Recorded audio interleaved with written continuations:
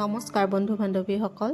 এয়া মই ৰাতিপুৱা শুই উঠিয়ে আগতে লাগি দিছোঁ কেকত, কিয়নো আজি ৰবিবাৰ আৰু ৰবিবাৰে আমাৰ ইয়াতে যিহেতু লোড ছেটিং হয়, সেয়ে মই ভাবিলোঁ আগতে কেককেইটা বহাই লওঁ, তাৰ পাছতে বাকী কামখিনি কৰিম।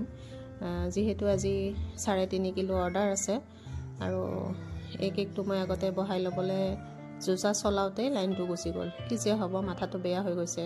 যিহেতু 10টা বজাত ডেলিভাৰী আছে, কি কৰিম কি নকৰিম কৰি 2 কেজি এনেকৈ গেছতে বহাই দিলোঁ। কেৰাহী দুফালে দি দিছোঁ আৰু ষ্টেণ্ড লগাই দি 5 মিনিটৰ কাৰণে ৰাখি দিব লাগে এনেকৈ গৰম হ'বলৈ। তাৰ পাছতে কেককেইটা বহাই দিব লাগে। এনেকৈ 30 মিনিটৰ পিছতে মই ঢাকনি খুলি পেলাই চাওঁ যে কেককেইটা ৰেডি হৈ গৈছে। অলপমান শান্তি পাইছোঁ। বাকীখিনি মই পিছত বনাই থাকিম। এইটো আচলতে 3 কেজি ওজনৰ কেক। মই প্ৰথমতে 2 কেজিহে বহাব পাৰিলোঁ, গেছত অলপ অসুবিধা হয় আৰু মই 2 কেজিটোকে বনাই ফ্ৰিজত মই